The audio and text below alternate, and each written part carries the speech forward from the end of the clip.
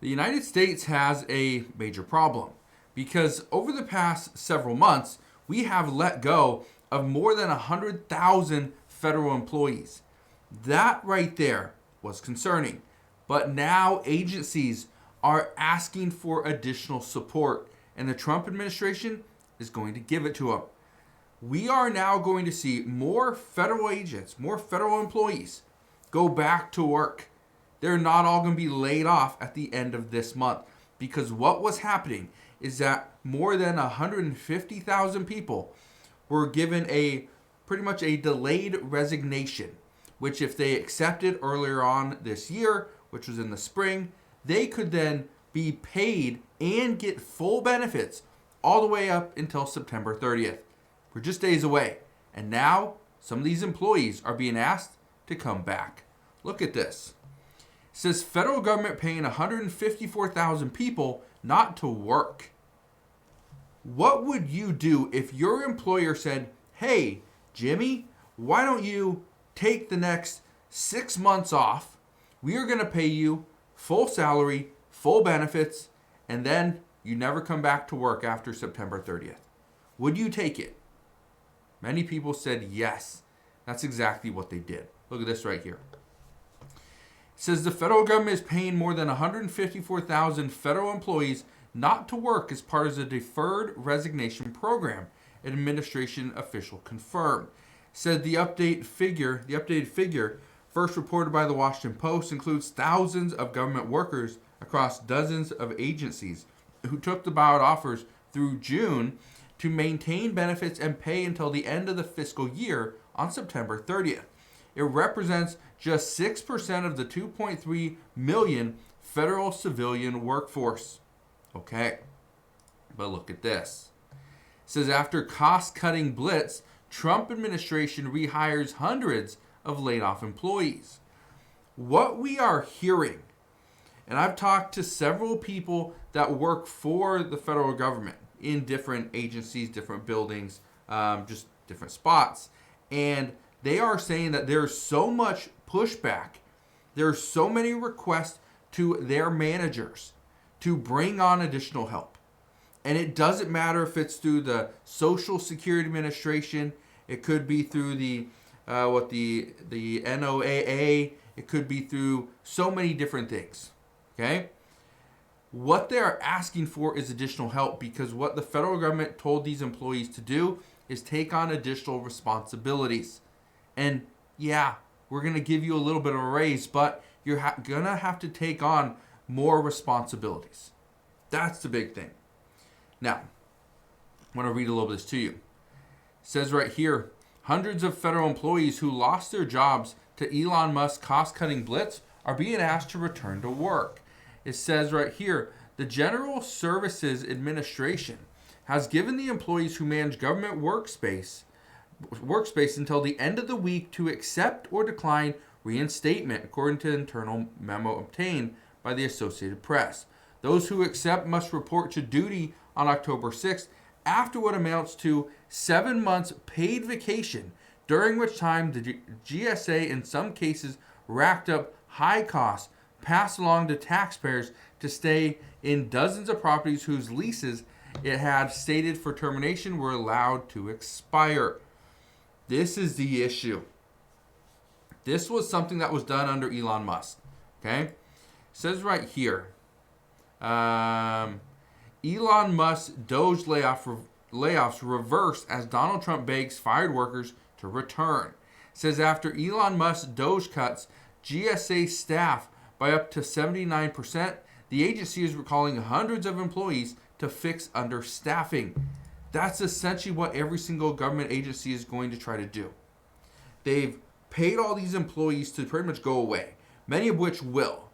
We are not going to bring back every single person that was let go. We're not bringing back 154,000 people. But I want to show you something. This number right here, the estimated savings, that's as of September 8th.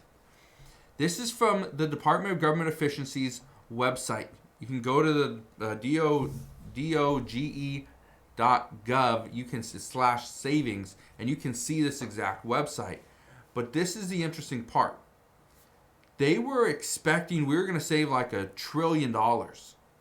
Initially, it was $2 trillion in savings by laying off all these employees, by reducing waste, fraud, and abuse. It didn't happen. Okay, we're far from it. But yet, we are seeing many agencies are struggling just to get by because they have a lack of employees. I want to read something to you. Look at this right here. DOGE's push to shrink government. The cuts stemmed from directives by Elon Musk's Department of Government Efficiency. It says, which had targeted the GSA as a bloated bureaucracy ripe for overhaul. Beginning in March, thousands of GSA employees retired early, accepted buyouts, or were dismissed. DOGE planned to cancel nearly half the agency's 7,500 leases and sell off federal properties, projecting savings of up to $460 million. Yeah, they were planning a lot of things. The problem is they didn't all go through, and they didn't go through the way that they were expecting. Okay. So what does this mean for you and I moving forward? Well, here's what you need to know.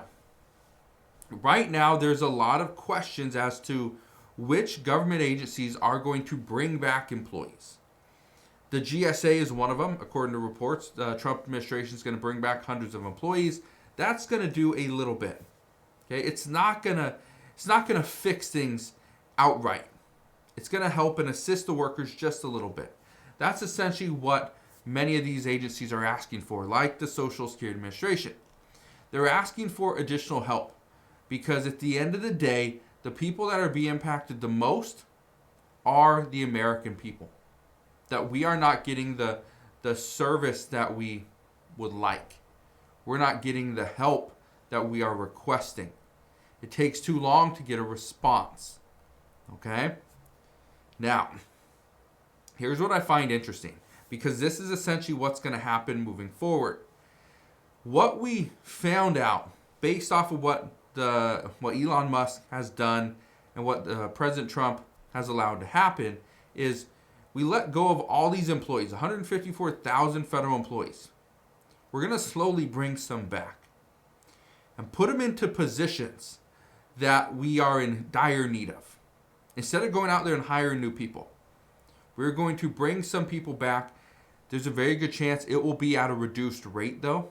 So just be prepared for that if you do work for the federal government or did in the past. Here's the issue. We are going to see, as these new employees get put back into their positions, we're going to see layoffs elsewhere. Still in the federal government, but elsewhere in the federal government. Because what the Department of Government Efficiency essentially did, and with Elon Musk allowing all federal employees to do a deferred resignation, what happened was they just let those people go. Instead of blocking certain positions from being able to leave that were deemed necessary, and again, that's the issue. So what we are hearing, there's many reports on this, and even people that I talk to, there's people coming back to to work for the federal government. They're going to come back on October 1st, or technically October 6th. So as those employees come back, we're going to see layoffs elsewhere. So there's going to be certain services that are going to be improved, others that are going to somewhat struggle as we try to fix this and find some type of balance.